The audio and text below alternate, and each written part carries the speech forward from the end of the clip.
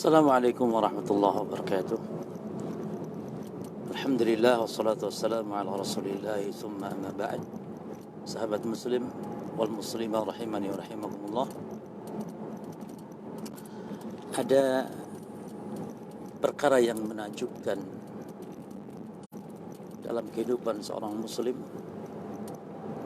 sebagaimana yang disebutkan oleh Nabi sallallahu alaihi wasallam, adalah perkara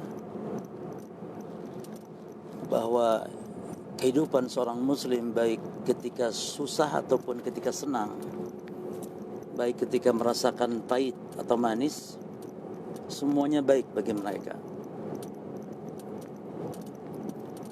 Ketika seorang muslim mungkin kaya, ketika seorang muslim mungkin miskin, kedua-duanya baik bagi mereka. Selama ketika senang dia bersyukur, ketika sedih dia bersabar. Rasulullah sallallahu alaihi wasallam mengatakan, "Ajaban li amril mu'min, inna amrahu kullahu khair." Kata Nabi SAW, sangat menakjubkan urusan seorang mukmin. Sesungguhnya perkara mereka, urusan mereka semuanya khair, yang terbaik. Walaysa dzaka li ahadin illa lil mu'min. Dan hal itu tidak dijumpainya kecuali pada diri seorang mukmin. Lalu apa itu? Kata Nabi SAW, "In asabathu sarra syakara fakana khairan lah."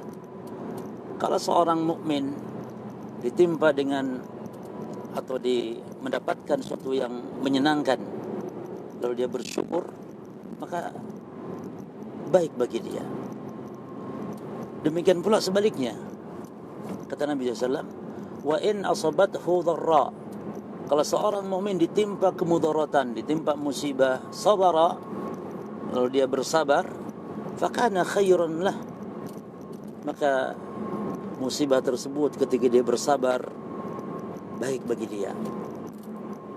Dan ini sebagai obat, sebagai pelipur lara bagi seorang muslim yang sedang berduka. Dan juga ini sebagai bentuk kabar gembira bagi seorang muslim yang sedang merasakan kegembiraan. Oleh karena itu kembali kepada pembahasan intinya seorang mukmin. Mukmin itu hidupnya, susahnya, senangnya baik bagi dia. Bahkan ketika mendapatkan musibah,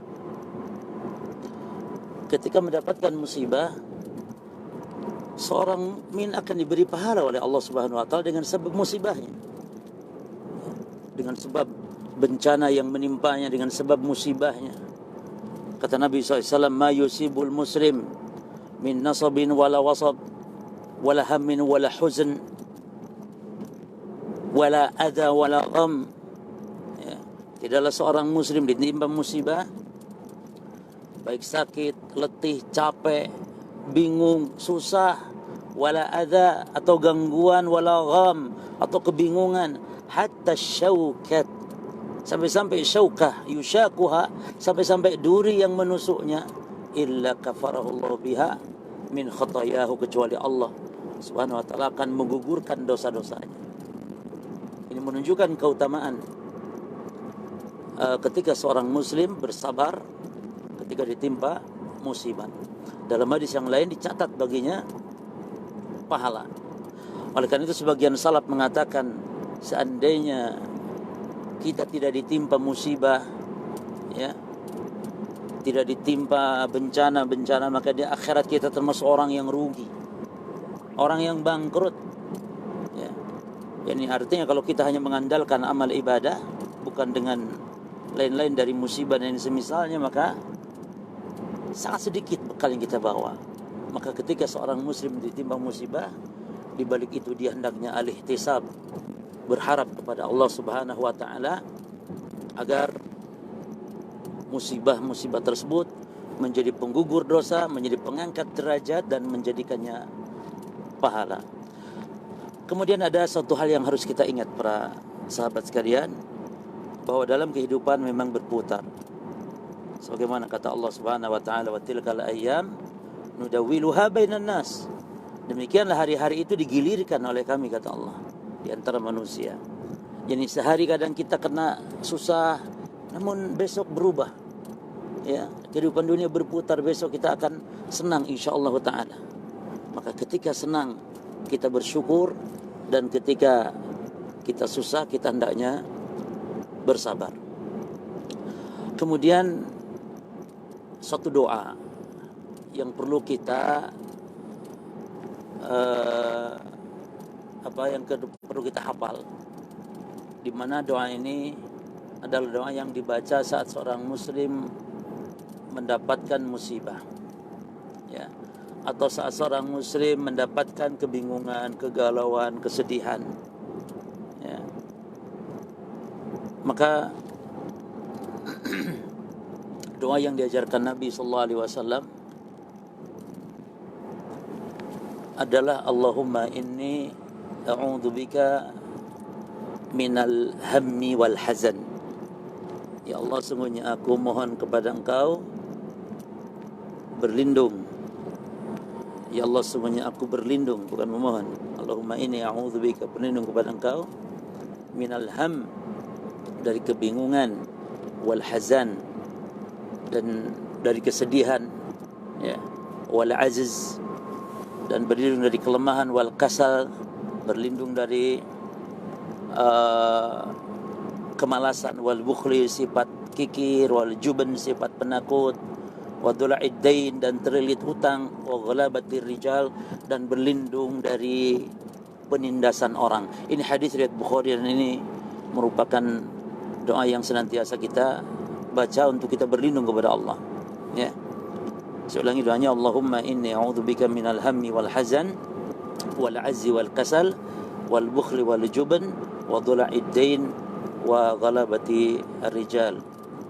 Kemudian di dalam hadis yang lain, ya, Nabi menyebutkan ada istilah doa al-makrub namanya.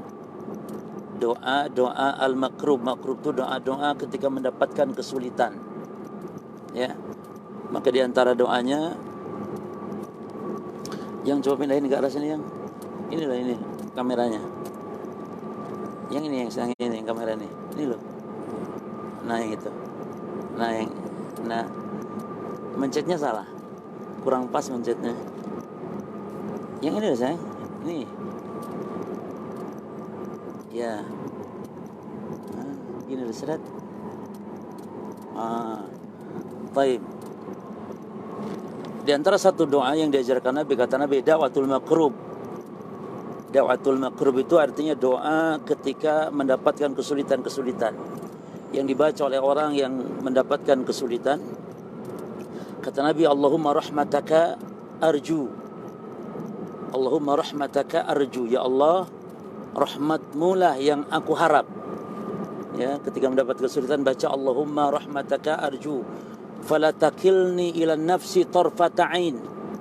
Maka janganlah wahai Allah engkau serahkan urusanku kepadaku sekejap mata pun. Wala takilni ila nafsi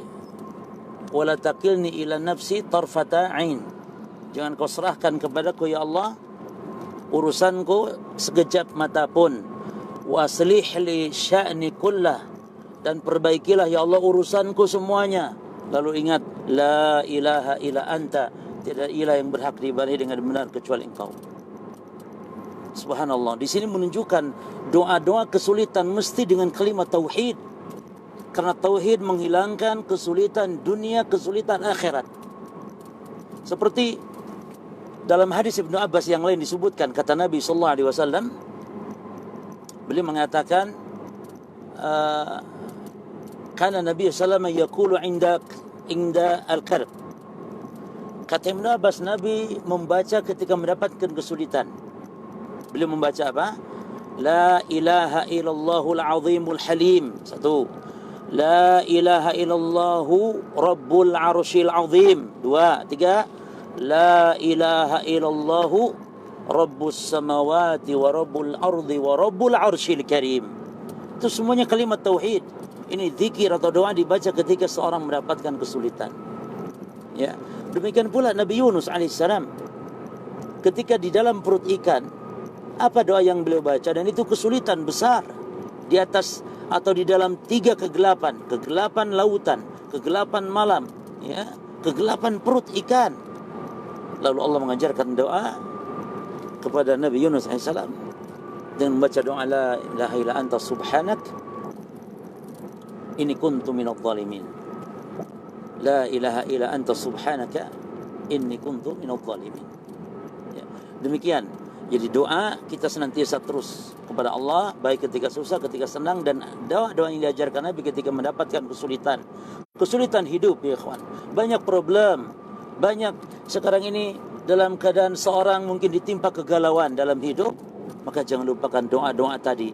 Dan doa yang mustajab, doa yang langsung tembus kepada apa yang diajarkan oleh Nabi tadi sallallahu alaihi wasallam.